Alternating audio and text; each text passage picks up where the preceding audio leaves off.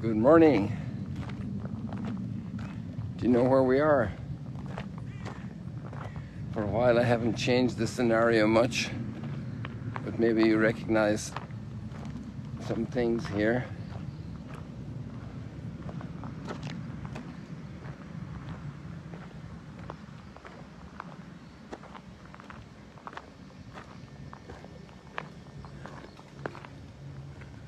All those pigeons are doves, I think. Maybe. Sorry about that if I chopped somebody's head there. Something that the prophet is doing today, the prophet Elijah. So we're here at the end of about a mile south of Magdala, and we've had a very heavy cloud there on the horizon, so waited a little bit for you to get to see the sun. It's fighting with the cloud. It came out a little bit more about 1 minute ago.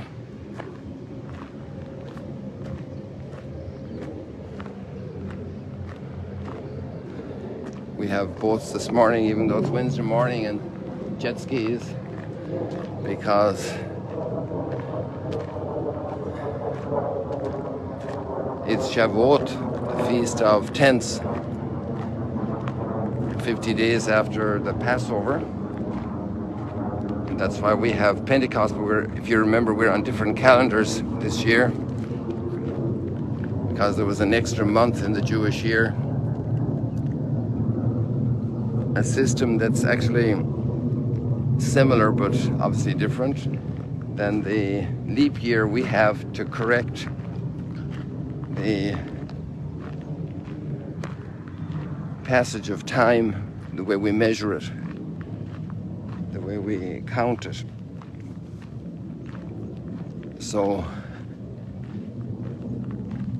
I came through the camping site up there north of us about 15 minutes ago, and it's filled with tents. They're mostly local Arab Muslims, primarily, I would say, from northern Israel that are camping out because it's a day off.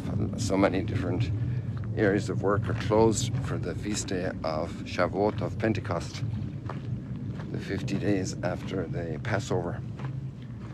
It's actually the time of the celebration of the law. And today we are going to be for a while, because we have 3 chapters in Matthew dealing with the Sermon on the Mount. And today we have a very powerful text about the law, that Jesus didn't came to change the law. Not one iota of the law, it's a famous expression. Right in the middle of the screen is where you have the Mount of Beatitudes there, just above the lake. I can't do better for you with the haze.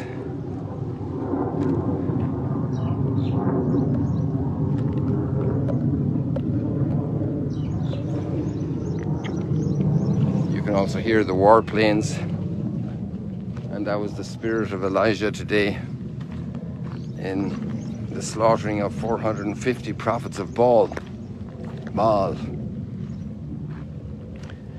So that obviously raises lots of questions and issues. When he reddened the necks of those 450 prophets, I think you know the story, it's very famous. And he said, how long will you straddle the issue to have false worship and try to combine it with worship of God? And we have in the psalm, we have the statement that those who follow false gods are going to harvest a lot of troubles. Because when we give our allegiance to a God who can't deliver, like money or power, might, of tools, of instruments, of economies, of parties, political parties, they can't deliver. They might deliver for an hour or a month or a year or a generation or one regime, but at the end of the day there's going to be terrible suffering coming from false worship, false allegiance, false bondage. It actually becomes bondage. And then one needs freedom and seeks freedom, and God will always come back to give us freedom. It's amazing. He'll always come back to give us freedom. Always, always. Because He is faithful. And yesterday we skipped the first reading of Elijah, which is also a very beautiful, incredible story, where you have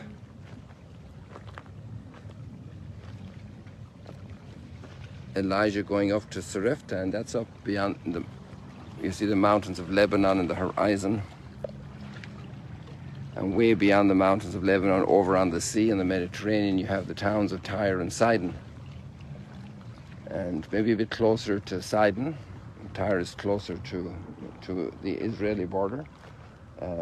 Closer to the town of Sidon than to Tyre, we have Sarepta. And Elijah asks in time of great need, because he's in great need. The day before we had the reading of how the ravens were feeding him. And then we have this scene where the wadi dries up and he has to move out of there because he can't live. And somebody who's trying to be faithful to God will go through hard times. And that's part of the process of growth. And he has this experience of God's goodness through this widow. He also has very powerful faith that God won't abandon him, but he's also taking initiative.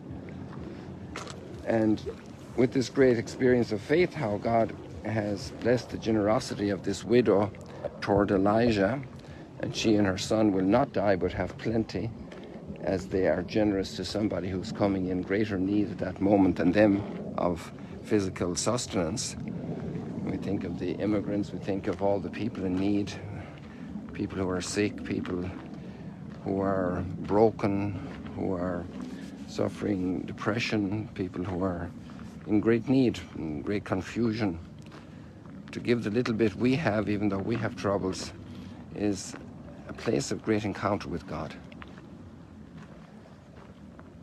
So we're armed with this experience of God, then Elijah now today in the reading is facing down the false worship, and he gets King Ahab to bring all the prophets together, all the prophets of Baal.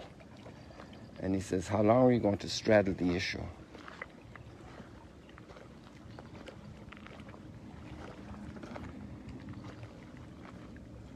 One downside of this story is that a lot of religious fanatics have taken a sword in their hand to eliminate others.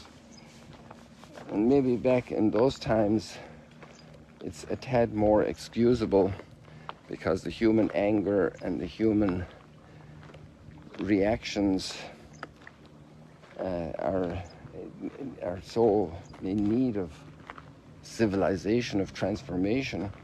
But after Calvary, the disciple of Jesus has to have a completely different attitude. Love your enemies. Do good to those who persecute you. Not only share your few meager assets with people in greater need than you. And there's a great story about a saint in a concentration camp, and you know his name because he's one of my favorite saints. And he shared his little portion with those who were more in need, or who were robbed by other prisoners in the concentration camp.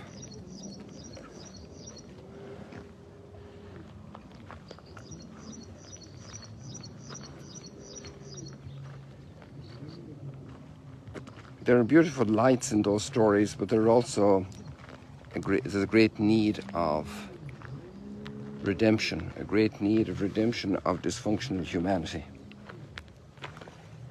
And thanks be to God, we're in a different place today in many parts of the world, because we have great respect for the person. We have great respect for the person who may be trapped or situated or located or thus educated in a faith that's not our faith. Because the person is made in the image and likeness of God. So we will not raise a sword. We will not raise a gun. We will not destroy. We have a long way to go. We still tend easily to take instruments of destruction, elimination, neutralization in our hands.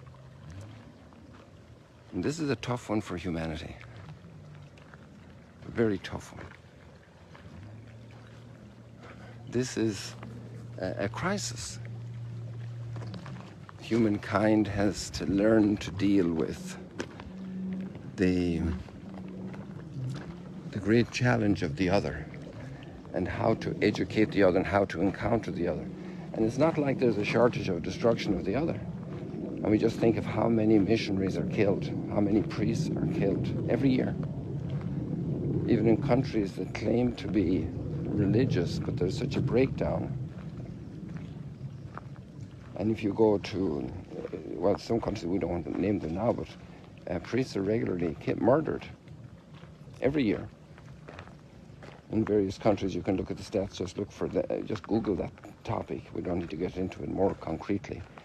So the world still lives according to that logic of eliminating the one who is different. And it's a very hard struggle for us. And the law of God is still the 10 Commandments. Do not kill.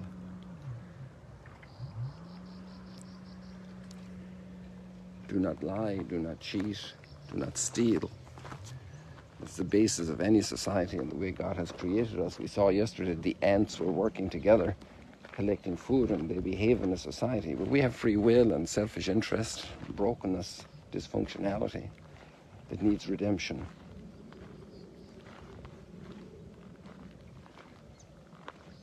And that line still stands. I have not come to change an iota of the law. But the law can be misunderstood and misapplied. And one example is very clear, if you're bringing your offering to the Lord in the temple, and that was mandated by the law, but there you remember your brother has something against you, go first and reconcile with your brother.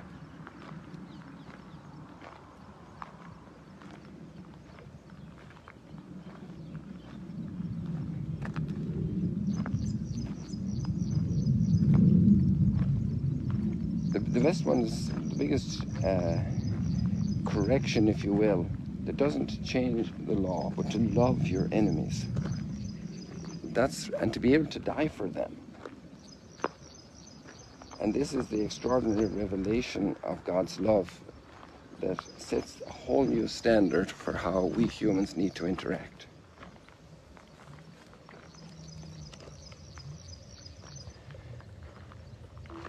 And God is God. And we owe him total consecration of our beings. Because that's where we're truly happy. Because he made us and we belong to him. His we are. And that's a psalm. Hundreds and hundreds of years before Christ. His we are. The sheep of his flock. He is our shepherd. But we let pop stars shepherd us, and we follow ideologies.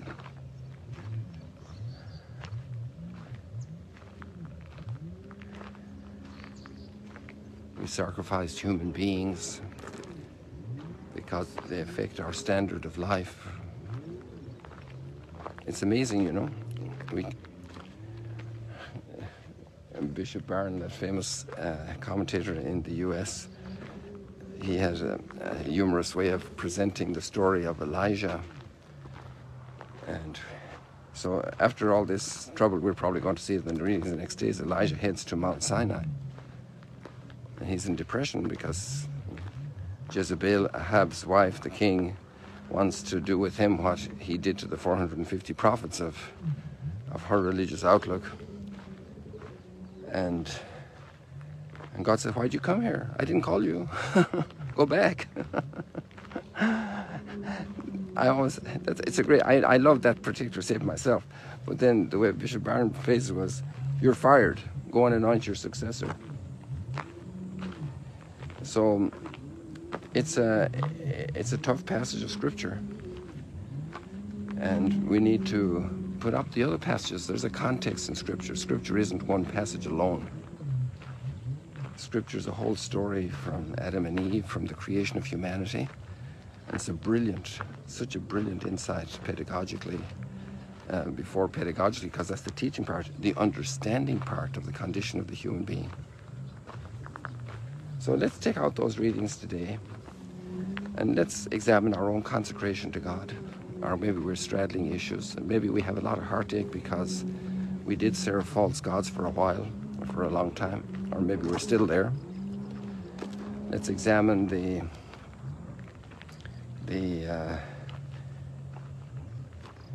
way we deal with others of different opinions,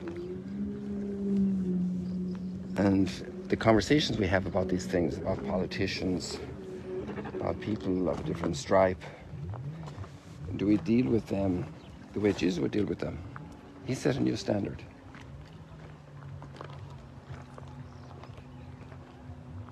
This is my body given up for you.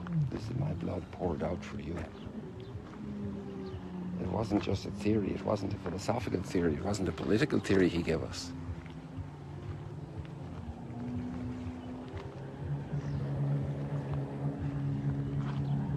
It's our life. And following him, we may have troubles in this life, but we're on a road to interior depth of fulfillment, of true satisfaction, of beatitude, which is the opening line of these scriptures. People, I think we leave it like that for today. Do a little selfie here in front of this cave that some of you know already, 4 years since we started the live streams. A little bit of deja vu. Can you see it here? I can't see well with the light. I think you're good. So God bless you. See you later, alligators. Let's help our world to go forward. In the 20th century, we've had thousands of religious people lined up to be shot or just slaughtered in different regimes, expelled from their countries. And in the Western world, there's a silencing going on. Very clever, very smart. The challenges Elijah had and the people had at that time are our challenges still today. God bless you. See you later, alligator.